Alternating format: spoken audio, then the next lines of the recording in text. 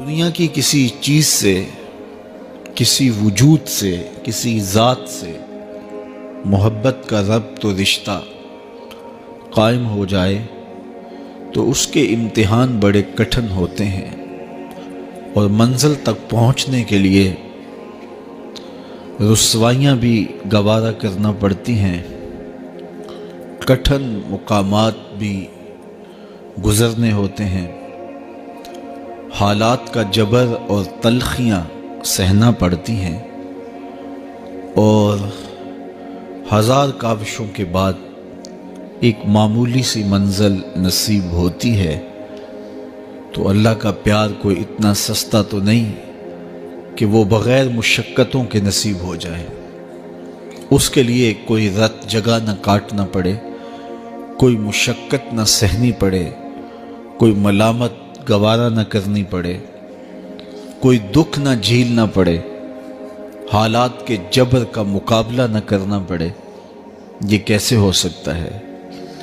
جب آپ ایک متعین مختصر منزل تک پہنچنے کے لیے ہزار جتن کرتے ہیں اور بہت کچھ کھو دینے کے بعد کسی کو پاتے ہیں، تو پھر اس ذات کو پانے کے لیے جو صرف کسی ایک فرد کا مقصود نہیں ہے، جو نبیوں کا بھی مقصود ہے، تو کیا اس تک پہنچنا پھر کوئی آسان کام ہوگا؟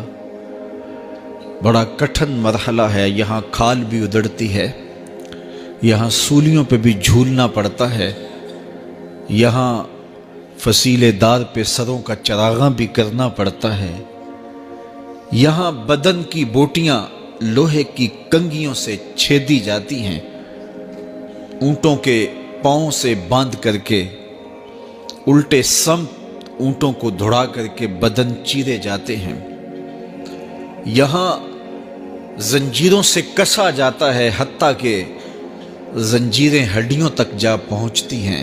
کون سا جبر نہیں جو اہل اللہ کو راہ حق میں سہنا نہ پڑا۔ سر پہ آرا رکھ کے پاؤں تک نبی چیر دیے گئے، اپنوں سے جدا ہونا پڑا، کنان کے تاریک کنووں کو آباد کرنا پڑا، مالک ابن زغر کی قید کی مشقتیں سہنی پڑی۔ وہ وقت بھی آیا کہ ایک اٹی مول پڑا اور وہ بھی خریدنے کے لیے آمادہ ہوئے۔ زمانہ دیکھتا ہے کہ اس راستے کے اندر کتنی مشکلات ہیں، کتنے دکھ ہیں اور کتنی اذیتیں ہیں۔ اس کا پانا، اس کا قرب کوئی معمولی تماشا نہیں ہے کہ چٹکی بجاتے ہوئے قرب الہی نصیب ہو جائے۔ یہ ایک بہت بڑی دولت ہے اور اس کو حاصل کرنے کے لیے لوگوں نے زندگیاں وار دیں، راہوں کی مٹی بن گئے اور حالات کے تھپیڑے سہتے سہتے منزل تک پہنچنے سے قبل ہی وہ اپنی جاں آفرین کے سپرد کر گئے۔ لیکن یہ احسان ہوا اس امت پر کہ شارٹ کٹ رستہ دے دیا گیا، مختصر راہ دے دی گئی۔ کہا کہ تم بھی اس کی تلاش میں نکلے ہو جس کی تلاش میں نکلنے والے قافلوں نے جنگل جنگل کی خاک چھانی تھی، صحراؤں میں ریت کا رزق بنے تھے۔ تم بھی اس کی تلاش میں نکلے ہو، تم جلا دیے جاؤ گے، تم مٹا دیے جاؤ گے، لیکن آؤ تمہیں ایک شجر سایہ دار بتائیں، تمہیں ایک ٹھنڈی چھاؤں بتائیں جس کے سائے میں بیٹھ کے انتظار کرو گے تو منزل تمہیں خود نصیب ہوگی۔ اور وہ کیا ہے؟